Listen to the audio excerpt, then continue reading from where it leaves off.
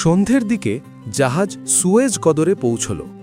সূর্যাস্তের সঙ্গে সঙ্গে ঘন নীলাকাশ কেমন যেন সূর্যের লাল আর নীল মিলে বেগুনি রং ধারণ করছে।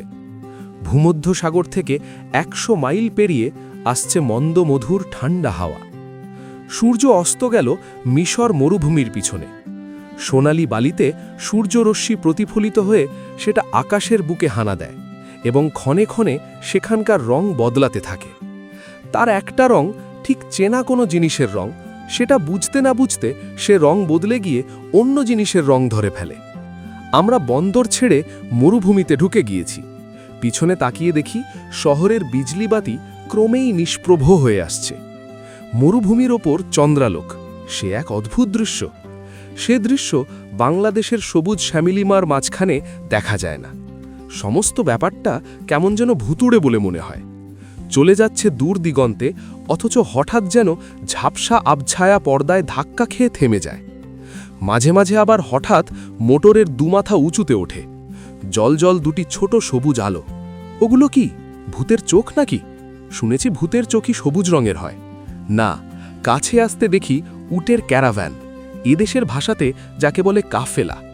উটের চোখের ওপর মোটরের হেডলাইট পরাতে চোখ দুটো সবুজ হয়ে আমাদের চোখে ধরা দিয়েছে। ভয় পেয়ে গিয়েছিলুম, আর কেনই পাব না বলো? মরুভূমি সম্বন্ধে কত গল্প, কত সত্য, কত মিথ্যে পড়েছি ছেলেবেলায়। তৃষ্ণায় সেখানে বেদুইন মারা যায়। মৃত্যু থেকে নিষ্কৃতি পাওয়ার জন্য বেদুইন তার পুত্রের চেয়ে প্রিয়তর উটের গলা কাটে। উটের জমানো জল খায় প্রাণ বাঁচাবার জন্য। যদি মোটর ভেঙে যায়, যদি কাল সন্ধে অবধি এ রাস্তা দিয়ে আর কোনো মোটর না আসে, স্পষ্ট দেখতে পেলুম এ গাড়ি রওনা হওয়ার পূর্বে ৫০০ গ্যালন জল সঙ্গে তুলে নেয়নি, তখন কি হবে উপায়? মরুভূমির ভিতর দিয়ে যাচ্ছি। জাহাজে চড়ার সময় কি কল্পনা করতে পেরেছিলুম জাহাজে চড়ার সঙ্গে সঙ্গে ফোকটে মরুভূমির ভিতর দিয়ে চলে যাব? কতক্ষণ ঘুমিয়েছিল মনে নেই। যখন মোটরের হঠাৎ একটুখানি জোর ঝাঁকুনিতে ঘুম ভাঙল, তখন দেখি চোখের সামনে সারি সারি আলো। কায়রো পৌঁছে গিয়েছি। শহরতলিতে ঢুকলাম। খোলা জানালা দিয়ে সারি সারি আলো দেখা যাচ্ছে। এই শহরতলিতেই কত না রেস্তোরাঁ, কত না ক্যাফে খোলা। খদ্দেরে খদ্দেরে গিজ গিজ করছে। রাত তখন ১১টা। আমি বিস্তর বড় বড় শহর দেখেছি, কায়রোর মতো নিশাচর শহর কোথাও চোখে পড়েনি। কায়রোর রান্নার খুশবাইয়ে রাস্তা মম করছে। মাঝে মাঝে নাকে এসে এমন ধাক্কা লাগায় যে মনে হয় নেমে পড়ে এখানেই চারটি খেয়ে যায়। অবশ্য রেস্তোরাঁগুলো আমাদের পাড়ার দোকানের মতো নোংরা। সবাই নিকটতম রেস্তোরাঁয় হুড়মুড় করে ঢুকলুম, কারণ সবাই তখন ক্ষুধায় কাতর। তড়িঘড়ি ৩খানি ছোট ছোট টেবিল একজোড় করে চেয়ার সাজিয়ে আমাদের বসবার ব্যবস্থা করা হলো।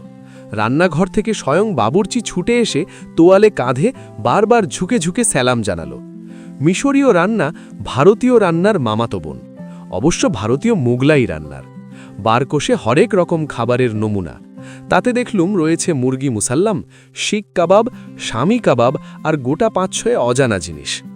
আমার প্রাণ অবশ্য তখন কাঁদছিল ৪টি আতপ চাল, উচ্ছে ভাজা, সোনা মুগের ডাল, পটল ভাজা আর মাছের ঝোলের জন্য। অত শত বলিই কেন, শুধু ঝোলি ভাতের জন্য।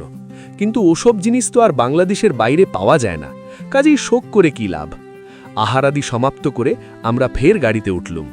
ততক্ষণে আমরা কায়রো শহরের ঠিক মাঝখানে ঢুকে গিয়েছি।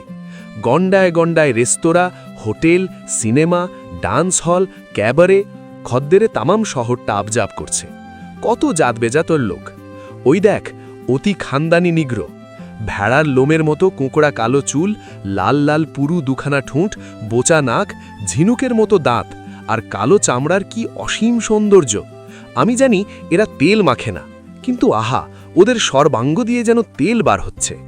নিদ্রিতের চোখে যেরকম পড়ে, আমার চোখে ঠিক তেমনই এসে পড়ল পশ্চিম আকাশ থেকে চন্দ্রাস্তের রক্তচ্ছটা আর পূর্বাকাশ থেকে নব অরুণোদয়ের পূর্বাভাস। রাস্তা ক্রমেই সরু হয়ে আসছে। রাস্তার দুদিকে দোকানপাট এখনো বন্ধ।